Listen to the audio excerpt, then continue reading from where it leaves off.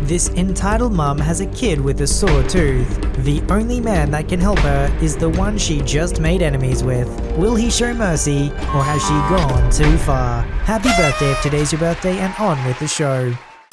So to start off, I'm male and American born and raised, but I'm a French major, so I speak French nearly fluently. In fact, while studying abroad in France, I passed the DALF, which means that I speak French well enough to work and study in France. I'm very proud of this, as well as my love for French culture and linguistics. My roommate, F, is also a French major, and is also a Francophile. We go to school together in the Bible Belt of the States. Cue to the story. M, c'est moi. RM, roommate. K, Karen. C, child of Karen. Unspoken rule. NM, nice manager. Guess what his cue line was? As I said, my roommate and I are both French majors, so we speak French to each other about as often as we speak English. It's a great way to practice the language, and it's a nice us thing. Anyway, we go to the grocery store for some much needed body and more needed blood of Christ. We're talking in French about what we're going to do on the weekend. Meals, class, people we want to do it with, myriad of things. I noticed the Karen, haircut, flashy bedazzled top for someone half her age and size, no mask, everything. Giving us weird looks in the produce area, but that happens a lot when you speak a foreign language in public and you throw people a bit off guard. We're used to it. What we're not used to is the Karen following us as we walk around the store shopping. Whatever, she's not bothering us, just being weird. In the cheese section, we start talking about cheese in French, much to the amusement of the employees. We're having fun. Finally, the blood of Christ section. My roommate and I get a case of bread and look for some stuff we can pair with our ingredients. We're having a great time. Really forgotten about Karen, but she hasn't forgotten about us. Something about the wine must have triggered her because she comes barreling up to us. Stop this right now. Sorry? I said stop it. I know what you're trying to do. I've been watching you this whole time. Well, that makes one of us. Do you know what country you're in? Do you know who the president is? I hope so, otherwise I'm having a stroke. Yes, we're both sassy. Sue us. In this country, we speak English. Stop speaking Spanish or whatever and speak the Lord's language. Trump should have rounded up all you Satan worshippers and gassed you. As it would happen, my roommate is Jewish and speaks Hebrew. I don't, so I can't tell you what she said, just that it was Hebrew. Roommate speaks Hebrew. Stop that. You stop that right now. I bet you're putting a curse on my child. Continues screaming incoherent nonsense I don't remember, but I'm just speaking the Lord's language. Happy Rosh Hashanah. Kay loses her crap. She starts screaming at the top of her lungs, demanding the manager and police and fire and Jesus. I think this is hilarious. I'm making jokes to my roommate in French, which only ticks Kay off even more. Finally, NM comes over. Is there a problem over here? Kay starts blasting him with incoherent screams, which makes C start to cry. Ma'am, please calm down. You're disturbing the other customers. They're disturbing me with their perverted ways. Look, they made my daughter cry. Do something about this. Hi folks, are y'all still looking around here or are you ready to check out? Just looking for some wine. The manager asked us what we like and recommended some of his favorites, and we check out. He gives us an employee discount for our trouble, but ultimately, he says he couldn't do anything about her because she hasn't been physical with us. Kay shouted at us the entire time, calling us devil worshippers and Satan and whatever. Kinda anticlimactic and everything. Sucks that nothing happened to her, but the wine was on freaking point, so at least some good came out of it. I feel like there should be a new rule that if you're gonna complain about someone's language, then you should at least know what language they're speaking. Don't just take a random guess at it. But really, you should be able to speak whatever language you want. The only exception probably being if you needed to serve people, you should probably know the majority language of that country. How does two other people just peacefully shopping, speaking another language, harm you in any way? And how is it supposed to make them devil worshippers? It makes zero sense.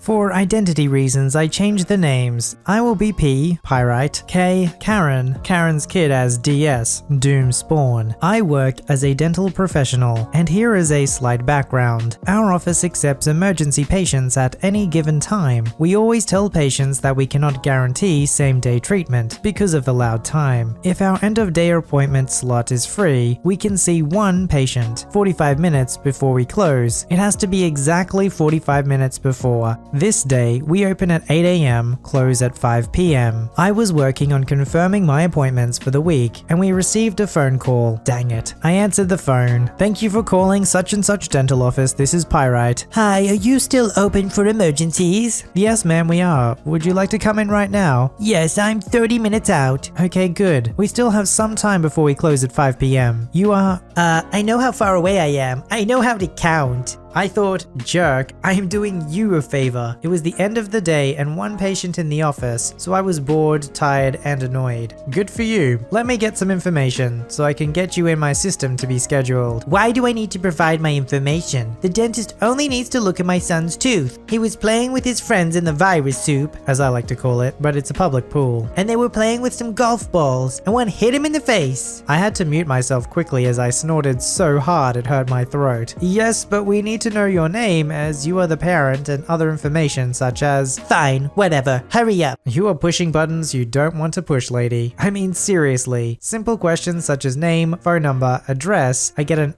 or a deep sigh, and even idiot. What is the name of your child? His name is Doomspawn. DS in the background. Hey, that's me. Thank you, ma'am. What side is the pain located? In his mouth. Well, duh, we are a dental office. What else? Yes, right or left? What side is hurting you, my little angel? My right side. His right side. Alright, got it. Did you have insurance you would like us to bill? Yes, I will show it when I arrive. Okay, can I verify you through another way? Insurances take a while to get verified, and some are closing soon. First, I need some information. Is it through your employer? I'll bring in the card when I arrive. Ma'am, in order for you to avoid from paying the fee to get seen, I need to verify your insurance ahead of time. Why would you charge me if I've already said I have an insurance card? I understand that, but if you do not want to get charged, Fine. My employer is blank, and the name of the insurance is blankety blank. Thank you. I can get you verified through your social. What is your social? I don't feel comfortable giving out my social. No worries. What is the ID on your card? I'm driving, I can't look at it. Yes, ma'am. I can verify you through your social. I'll give you the card when I get there. Yes, ma'am. Understood. When you arrive, please have your debit card or cash on hand to provide it at check-in. Why do I need to pay? I already told you I have insurance. Yes, ma'am. What then? Some insurance offices close at around 4 PM. They don't, and they have automated systems, but I was tired of this lady. Plus around 15 minutes had already passed because of her backstory, traffic, talking to her DS about how we are almost there, and don't worry little angel, and once we get there the dentist will help. Fine. My social is blank blank blank. Thank you, ma'am. I'll get your insurance verified as soon as we end the call. How far away are you? I'm 10 minutes out. Alright, we'll see you shortly, and I'll get this insurance verified. Please remember to wear a mask when you arrive, as if you don't have one, we cannot let you in the building. Why? It's not like I'm infected. I mute myself and hit my head with the phone a few times. Yes, ma'am, but we take very seriously what the CDC recommends as precautions. Karen, insert here yada yada about how she can't breathe normally with it on and it is very uncomfortable. If you had a choice to wear them, would you? Yes. Would you though? Yes. DS in the background again. Mom, he's just a scaredy cat. More time passes. Ma'am, it's been 10 minutes. How far away are you? I'm still 10 minutes out. I had to put gas in my car. Ma'am, we're closing at 5 PM. If you're not here by the latest 4:15 PM, unfortunately I'll have to reschedule you for tomorrow. I will get there when I get there. It's not going to take a long time. DS is a kid and won't take long. If you're not here by 4:15, we will not see you. Yes, you will. Watch me. Then she hung up. I lean back on my chair and think to myself, oh really? If you want to play that game, I can play that game. My last patient of the day was already checked out and out of the door. I locked it behind them and closed the blinds. I told the DAs and doctors to stay in the back and do not go to the front desk at all until we need to close. They looked confused. All I told them was that a mega Karen is on the way. They just smiled and said, got it. 4:15 rolls around and they left. After 25 plus minutes, guess who arrives at around 4:45 PM? You guessed it, she parked in front of the entrance. She was pulling the handle hard. I mean hard. Then started started hitting the glass door with the palm of her hand, hard. She called the office. Behind the front desk there is a small wall, so she could not see me, and I answered from checkout. Thank you for calling such and such dental office, this is Pyrite. Open the darn door, you idiot! I told you I was on my way! Yes, and I informed you that if you were not here by 4:15, we would not see you. Karen told her DS. Honey, can you pull the door, please? Ma'am, if you would still like to get seen by our office, I suggest you stop damaging our office and come in tomorrow. No, he is getting seen now! Ma'am, please lower your voice. The doctor and the assistants are no longer in the office. Their last patient left at 4 p.m., meaning the doctor and assistants only needed to wait 15 minutes before they officially clocked out for the day. That is why I told you multiple times to come in at 4:15. I can still get you seen tomorrow. No, you didn't! You said I can come in before you closed at 5 p.m. Ma'am, once again, please lower your voice, as I'm still willing to offer you to come in tomorrow. Call the doctor now! Ma'am, I was being nice enough to offer you to come in tomorrow. Now, after I asked you to lower your voice multiple times, I'm now informing you that you are now not going to be seen by our office, as you have been rude to me and this office. I have not been rude or disrespectful to you, and you're calling me an idiot? I wish you the best in finding another office. Have a good day. No, wait,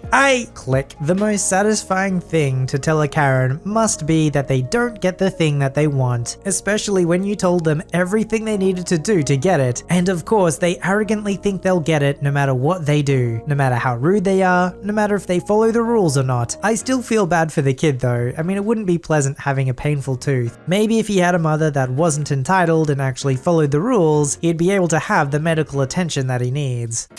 So in late February, early March, just before the Rona hit, we were putting on our school musical, Once Upon a Mattress. I was cast in the ensemble and couldn't be more thrilled. It's very hard to get roles in my school's theatre department, and while I have had people in the past compliment me on my dancing, when I thought I had 2 left feet, and singing, I got this one from one of our leads, and I was really proud. I have a hard time singing loud enough to get lead roles. I accidentally trained my vocal cords to sing quietly because the walls in my house are thin, so getting ensemble was huge for me. It was standard for us to do most of our prep in the green room. We had to arrive 2 hours before our start time, so we had time to do makeup, get dressed, mic checks, etc. I usually did my hair beforehand because it took almost an hour each night to do. Because it's the medieval times, so hair was elaborate. I typically spent this time playing games on my phone and talking with my friends on cast and crew while secretly eating some Jolly Ranchers I brought from home, because technically we're not supposed to eat in costume. We did 3 shows, Thursday through Saturday night. It's usual for me to leave a few minutes faster than everyone else because I usually attempted to get out of there as quick as possible. My dad was waiting to pick me up each night after his ridiculously long days at work, hence the reason why I didn't witness what had happened. I arrived Friday afternoon at 5 o'clock as usual and started getting into my dress for our second show. I'm halfway dressed, semi-stuck because I was always terrified of messing up my hair. Our dance captain and Prince Dauntless, Jordan, comes into green all of a sudden. Just a quick announcement, we can't change into green anymore. A parent complained to our director. Uh-oh, whoops, I said, my dress still halfway over my head. You're fine, but change in the bathroom from now on, Jordan said before leaving. A little while later, the girls and I are in the bathroom doing our makeup. I hate wearing this stuff except for stage purposes. We're all discussing the new rule, wondering what happened. One girl, Lily, all but bounces in, a fake excited smile on her face. I love this girl because we had this accidental mutual agreement that since she was on one side of the stage at an inconvenient time, I got to take some of the stress off her and got my own scene. The director took note of this and gave me a named bit like 2 days before opening, which I later realized insinuated that I was one of the 3 nights mistresses. Anyways, I digress. Guess whose mum complained to director? Lily said. No way, really? Why? We all asked. Okay, so after we greeted the audience after the show, she followed me to green, saw the boys and girls changing together, and then went to director, she said. Parents aren't allowed back there though, we said. I know, but she told me that those girls were showing their bras with boys around, and they weren't even sports bras. Okay, so first of all, we only show our bras for maybe 3 seconds at a time while we change. Second of all, you can't wear sports bras in these costumes. Everyone is too focused on getting out of the costume to notice the girls' bras or the boys with no shirts on. And like half the dudes in there there are gay, so does it really matter if they see a girl in her bra? We all pulled out these arguments and Lily agreed. My mum is crazy. She's all, you have to do everything the Bible says verbatim, among other stuff, she said. Ah, so she's one of those hyper-Christian parents, I thought. Not hating on religion, most of my friends go to church and are religious. Me, I've never been to church a day in my life, bar my grandmother's funeral. It's hilarious because she grew up as a Jersey girl and was like Taylor Swift, a new boyfriend every 5 weeks or so. Lily told us about her crazy mum. Her phone was 24/7 monitored, could record everything around her. I was still mind blown that her mum followed Lily to Green. We have a sign on the door to the hallway it's in that explicitly says cast and crew members only. I talked to my dad, former theater kid himself, on the way home about it. He agreed it was stupid and parents shouldn't go back there. My mum said Lily's mum had every right to go back there as a parent because parent reasons, but still agreed that it was too much. We spent our time avoiding the bathroom rule by using really sideways ways of changing our costumes, like my method of putting my pants under the dress, sliding the dress down backwards so I could put my shirt on over it, then sliding the dress over my, admittedly wide, hips and thighs. It was uncomfortable, but I wasn't going to go to the nasty bathrooms and change. See, that's what every kid wants when they're part of a theater program. A nosy parent who goes into the backstage where they're not supposed to be, despite there being clear signs telling them that they're not supposed